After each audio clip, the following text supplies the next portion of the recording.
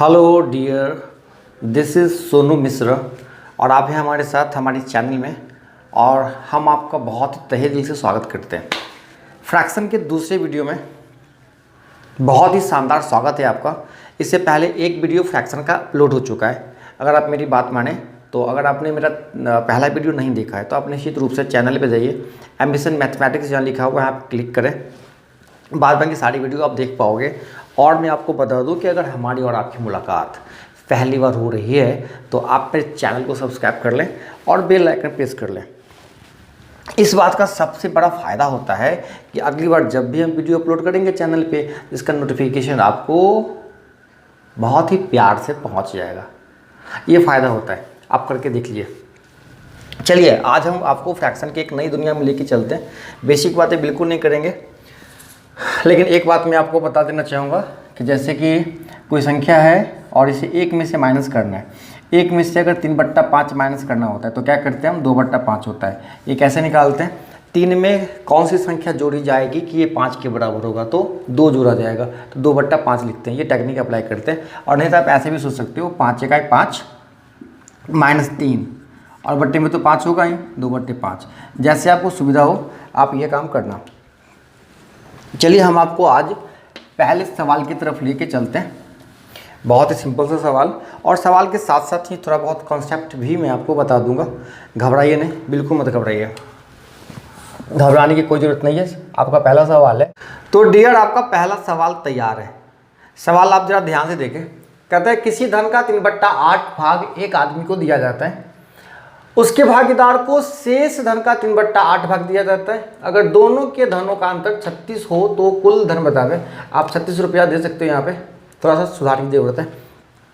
चलिए आपको करना क्या है, 2 लोग हैं, मान लेता हूँ एक ए और एक बी है, एक ए और उसका पार्टनर बी है। तो पहले पार्टनर को कितना दिया जाता है, 3/8, टोटल धन का 3/8। और मैंने पहले वीडियो में बताया और आज भी बताता हूँ, अभी भी बताता हूँ कि अगर बात फ्रैक्शन में हो तो टोटल वैल्यू 1 माना जाता है। जिसे आप x मानते हो ना, वही बात है, इसे हम यहाँ 1 मानते हैं। 1 की वैल्यू निकालेंगे तो पहले पार्टनर को दिया जाता है 3/8। अब रही बात दूसरे उसके भागीदार को शेष का 3/8।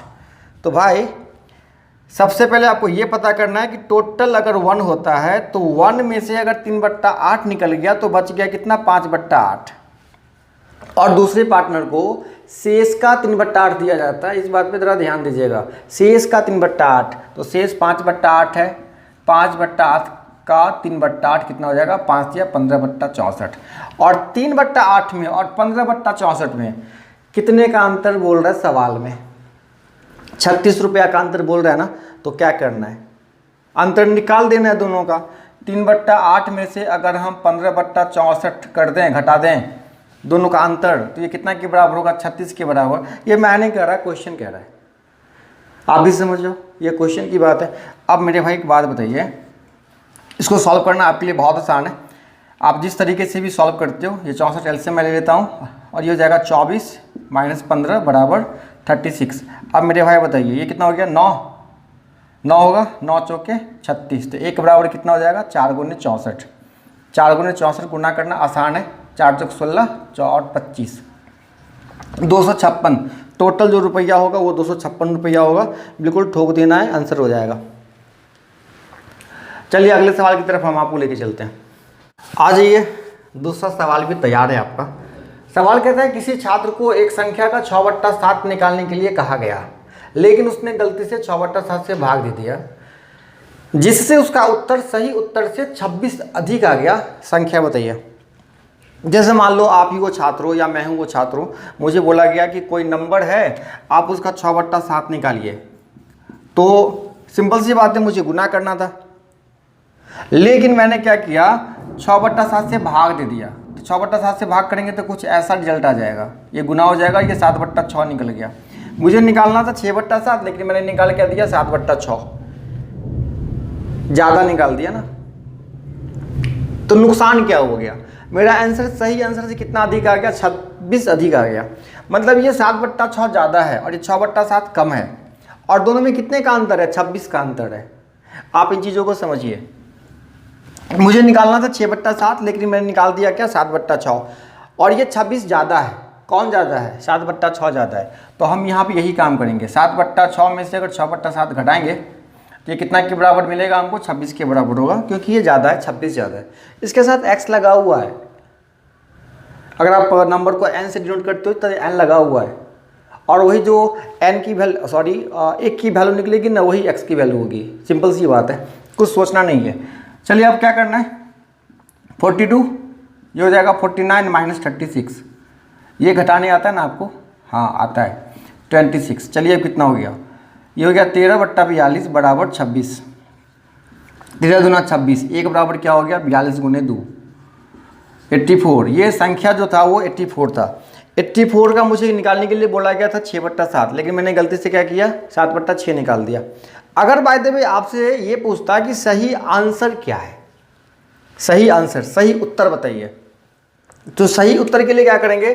संख्या तो हो गया ना 84, मुझे करना क्या है? 6/7 निकालना है। तो फिर गलती नहीं करेंगे, 6/7 ये निकालना है, गुना करना 6/7 से। आप ये गुना कर सकते हो, 12 सत्ते और 12 छक्के 72। ये हो गया आपका आंसर, ये हो गया सही आंसर। अगर आप 7/6 निकालोगे ना तो आप देख लेना, डेफिनेटली इसे 26 ज़्यादा हो जाएगा। वो आप चेक करके देख लीजिएगा, कोई दिक्कत नहीं है। चलिए अगले सवाल की तरफ हम आपको लेके चलते हैं। अच्छा एक बात बताना, अभी लॉकडाउन में आप लोग जी रहे हो, एंजॉय कर रहे हो, बहुत मज़े ले रहे हो, और बहुत सारे लोग तकलीफ़ में भी हैं, लेकिन अभी ऐसा हाल है कि कुछ किया नहीं जा सकता है, सब कुछ भगवान भरोसे है। तो अभी आप एक चीज़ बहुत नोटिस करोगे, अगल बगल के घरों में कुछ पत्नियां बहुत समझदार हो गई है, अभी हद से ज़्यादा समझदार, जो बात बात पे कहती थी कि अपने पति को कहती थी कि आपसे कुछ नहीं होने वाला है, मैं जाती हूँ मार्केट और मार्केटिंग करके आती हूँ। अभी ये हालत है कि वो अपने पति को परेशान करती है, कभी सब्जी लेके आओ, कभी राशन सामान लेके आओ, कुछ भी करो लेकिन लेके आओ, कहीं से लेके आओ, पैसे लेके आओ, सामान लेके आओ। अगर आओ, उसका हस्बैंड कहता भी है कि बाहर बहुत खतरा है, पुलिस मारती है, टेंशन है, वायरस का टेंशन है, डर है, आपसे बड़ा डरपोक इस दुनिया में नहीं है। मतलब आप दुनिया के सबसे बड़ी डरपोक, सबसे बड़ी निकम्मे। अगर मुझे पता होता कि आप इतने बड़े डरपोक हो तो मैं आपसे शादी नहीं करती। पति भी बेचारा एकांत से सुनता रहता है कि कम से कम एक बार तो बोले कि हम, अगर आपको हिम्मत नहीं होता है तो हम जाते हैं। इंतज़ार करता रहता है, लेकिन ये बात उसके मुँह से निकलता नहीं है। पहले बात बात पे निकलता था, लेकिन अभी इस हालत में एक बार मुँह से नहीं निकलता है कि अगर आपको डर लगता है तो मैं जाती हूँ मार्केट। समझदार बहुत हो गई है, मानना पड़ेगा। और ये अनुभव मैं अपना शेयर नहीं कर रहा हूँ, अगल बगल लोगों का देखता हूँ तब समझ में आता है कि भाई ऐसा भी होता है। चलिए अगला सवाल की तरफ चलते हैं, आ जाइए। तीसरा सवाल भी तैयार है। सवाल है किसी केरोसिन टीन समझते हो ना, कोई भी टीन का डब्बा ही समझ लो ऐसा, जिसमें तेल भरा हुआ है, 3/5 भाग भरा हुआ है। अगर इसमें से 6 लीटर निकालकर पुनः 3 लीटर लिखा हुआ है, 3 लीटर वापस डाल दिया जाता है तो आधा टीन भरा हुआ रहता है, टीन की क्षमता बताइए। आपसे कहता है कि कोई भी डब्बा है उसका 3/5 भाग भरा हुआ है, तो ठीक है मैंने लिखा 3/5। इसमें से क्या करना है? 6 लीटर निकालना है, फिर 3 लीटर डाल देना है। तो -6 + 3 आपको पता है कि अगर -6 और +3 करते हैं तो -3 में हम हैं, लेकिन फिर भी हम आपसे इतना प्यार करते हैं कि आपको तकलीफ में नहीं देख सकते, हम लिख देते हैं -6 + 3। तब जो ऐसा कंडीशन होता है ना, तो ये कितना के बराबर हो जाता है? 1/2 के बराबर। मेरे भाई आप जो भी x मानते हो ये इसके साथ लगा हुआ है, आप लिखो नहीं लिखो कोई फर्क नहीं पड़ता है। अब आपको करना क्या है? 3/5 - 3 बराबर 1/2, और ये जो 3/5 है इसके साथ x लगा हुआ है, ये बात हम ध्यान रखेंगे। अब दोनों फ्रैक्शन वाले को एक साथ करना है, तो 3/5 - 1/2 और ये -3 से क्या हो जाएगा? +3। अब जब इसका हिसाब किताब हम लगाएंगे तो एलसीएम आपका कितना हो जाएगा? 10, और ये हो जाएगा 6 - 5 कितना के बराबर? 3 के बराबर। तो 1/10 बराबर 3 के, तो 1 बराबर 30 के, टोटल वैल्यू 1 होता है। तो टीन की जो क्षमता है वो 30 लीटर की है। बहुत आसान सा सवाल है। आ जाइए, सवाल तैयार है आपका। कहता है क्रिकेट के एक खेल में उच्चतम रन संख्या, क्रिकेट समझते हो? क्यों नहीं समझोगे? हाँ, बहुत ही पॉपुलर खेल जो है। क्रिकेट के एक खेल में उच्चतम रन संख्या कुल रन संख्या का 3/11 है। दूसरी उच्चतम रन संख्या शेष रन संख्या का 3/11 है। यदि दोनों रनों का अंतर 9 है तो कुल रन संख्या कितनी होगी? कुल रन बराबर मैंने वाट लिख दिया है। देखिए आपको ज़्यादा टेंशन में नहीं आना है, बहुत ही आराम से सोचना है। कहता है आप ऐसे समझो, जैसे मान लो आप क्रिकेट खेलने जाते हो तो कभी होता है ना कि आपने सबसे ज़्यादा स्कोर किया है और आपके बाद बबलू ने किया है, छोटू ने किया है।